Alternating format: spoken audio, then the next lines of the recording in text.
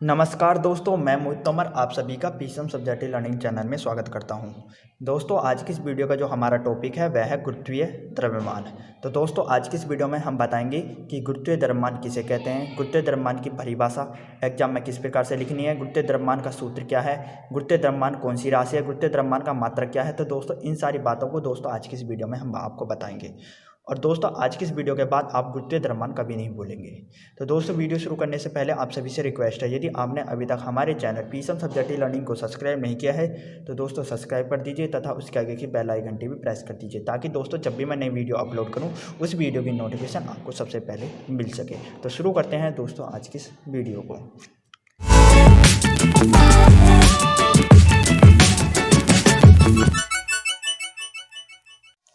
दोस्तों, आपको पहले हेडिंग डालनी होगी गुरुत्वीय द्रव्यमान। और दोस्तों, आपको इस हेडिंग डालने के बाद पहले तो दोस्तों आपको ये समझना कि गुरुत्वीय द्रव्यमान क्या है, क्योंकि दोस्तों जब तक आप ये नहीं समझेंगे कि गुरुत्वीय द्रव्यमान किसे कहते हैं तब तक ना आप गुरुत्वीय द्रव्यमान की परिभाषा लिख सकते, ना ही मात्रक लिख सकते, ना ही ये कौन सी राशि ये बता सकते, कुछ भी नहीं कर सकते। तो दोस्तों, हमारा पहला काम है कि गुरुत्वीय द्रव्यमान के बारे में समझना कि गुरुत्वीय द्रव्यमान क्या होता है। तो दोस्तों, पहले मैं आपको गुरुत्वीय द्रव्यमान के बारे में बता देता हूँ। दोस्तों, जब भी आप किसी वस्तु को ऊपर की ओर उछालते हैं तो दोस्तों क्या होता है, वह वस्तु ऊपर जाने के बाद फिर दोस्तों वह वस्तु पृथ्वी की ओर आ जाती है। आखिर क्या कारण है दोस्तों, जब भी हम किसी वस्तु को ऊपर उछालते हैं तो दोस्तों वो वापस पृथ्वी की ओर आ जाती है। तो दोस्तों इसका सीधा सीधा कारण है पृथ्वी का गुरुत्वाकर्षण बल। क्या है दोस्तों? गुरुत्वाकर्षण बल। दोस्तों, जब भी हम किसी वस्तु को ऊपर की ओर उछालते हैं तो दोस्तों जो पृथ्वी का गुरुत्वाकर्षण बल होता है ना, बल, वो उस वस्तु को अपनी ओर आकर्षित करता है, वो अपनी केंद्र की ओर खींचता है उस वस्तु को, जिसके कारण दोस्तों वह वस्तु एक समय के बाद वापस वो पृथ्वी की ओर आ जाती है। यही कारण है दोस्तों कि वस्तु ऊपर उछालने के बाद एक समय बाद वह वस्तु वापस पृथ्वी की ओर आ जाती है, क्योंकि दोस्तों पृथ्वी का जो गुरुत्वाकर्षण बल होता है वो उस वस्तु को अपनी केंद्र की ओर खींचता है। और दोस्तों इसी क्रिया को हम क्या कहते हैं? गुरुत्वीय द्रव्यमान कहते हैं। क्या कहते हैं दोस्तों? गुरुत्वीय द्रव्यमान कहते हैं। आप चाहे इस वस्तु को उछालिए, अब ये वस्तु उछाली वापस मेरे पास आ गई, और नहीं पकड़ता तो दोस्तों पृथ्वी पर गिर जाती। तो किस कारण से दोस्तों ये वस्तु वापस आई? पृथ्वी के अंदर गुरुत्वाकर्षण बल के कारण वो उस वस्तु को अपने केंद्र की ओर खींच रही है। तो दोस्तों आपको समझ में आ गया होगा कि गुरुत्वीय द्रव्यमान किसे कहते हैं।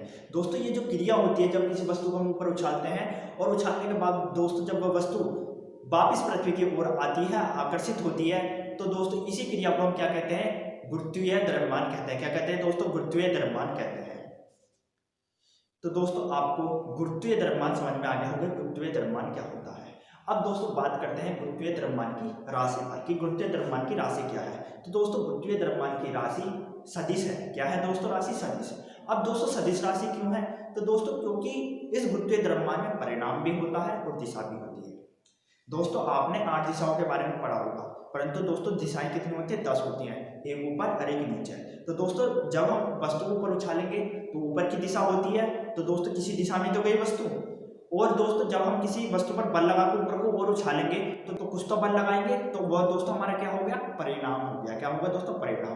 तो दोस्तों गुरुत्वीय द्रव्यमान के अंदर क्या होता है? परिणाम भी होता है और दिशा भी होती है, जिसके कारण दोस्तों ये कौन सी राशि कहलाती है? सदिश राशि कहलाती है। कौन सी राशि कहलाती है? सदिश राशि। तो दोस्तों आपको समझ में आ गया होगा कि गुरुत्वीय द्रव्यमान सदिश राशि क्यों कहलाई जाती है।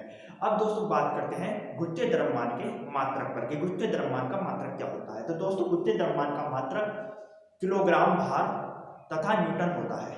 आप तो चाहे इसे किलोग्राम भार कह सकते हैं या दोस्तों आप न्यूटन कह सकते हैं। दोनों में से आप जो सा चाहे मात्रक लिख सकते हैं, दोनों आपके सही माने जाएंगे और पूरे में से पूरे मार्क्स मिलेंगे। दोस्तों क्या मात्रक बताया मैंने? किलोग्राम भार और न्यूटन। दोस्तों गुरुत्वीय द्रव्यमान में आपको मुझे यही समझाना था।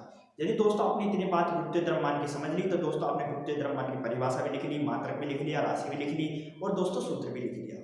बस इतनी बात आपको जाननी है।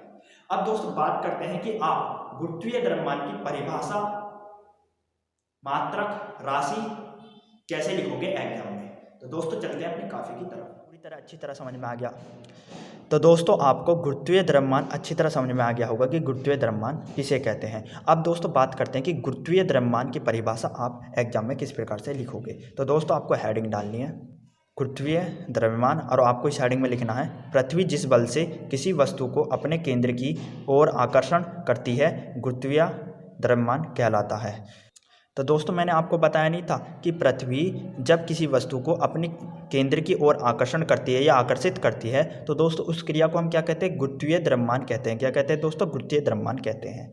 तो दोस्तों मैंने परिभाषा ऐसी लिखवाई है जैसे कि मैंने आपको समझाई थी। अब दोस्तों बात करते हैं गुरुत्वीय द्रव्यमान के मात्रक पर। तो दोस्तों आपको दूसरी हेडिंग में लिखना है इसका मात्रक न्यूटन अथवा किलोग्राम भार होता है। तो दोस्तों मैंने आपको बताया था कि जो गुरुत्वीय द्रव्यमान का मात्रक होता है या तो वो न्यूटन होता है या किलोग्राम भार होता है। दोनों में से आप कोई सा भी लिख सकते हैं, दोनों आपके सही हैं। तीसरे पॉइंट में आपको लिखना है दोस्तों यह एक सदिश राशि है।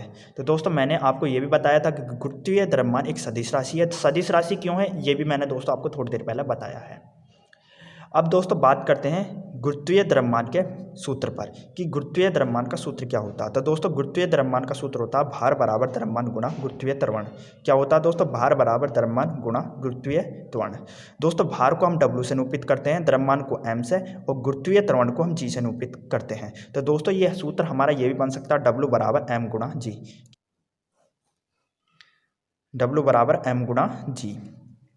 दोस्तों आप नहीं जानते हैं कि गुरुत्वीय त्वरण का एक मान भी होता है। क्या होता है दोस्तों, गुरुत्वीय त्वरण जी का एक मान भी होता है। वह जी का मान होता है जी बराबर 9.8 मीटर प्रति सेकंड स्क्वायर। क्या होता है दोस्तों, 9.8 मीटर प्रति सेकंड स्क्वायर। ये दोस्तों गुरुत्वीय त्वरण जी का मान होता है 9.8 मीटर प्रति सेकंड स्क्वायर। ये दोस्तों आपको पता होना चाहिए। एक नंबर का क्वेश्चन पूछ लिया जाता है कि गुरुत्वीय त्वरण का मान बताइए, गुरुत्वीय त्वरण जी का मान कितना होता है। तो आपको क्या लिखना है, 9.8 मीटर प्रति सेकंड स्क्वायर।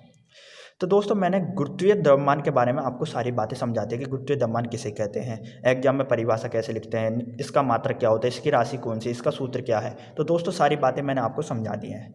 दोस्तों गुरुत्वीय द्रव्यमान में आपको इतना ही जानना है। यदि दोस्तों आपको मेरी ये वीडियो पसंद आई है तो लाइक, सब्सक्राइब, शेयर जरूर कीजिए। दोस्तों आपको हमारी वीडियो देखने का बहुत बहुत धन्यवाद।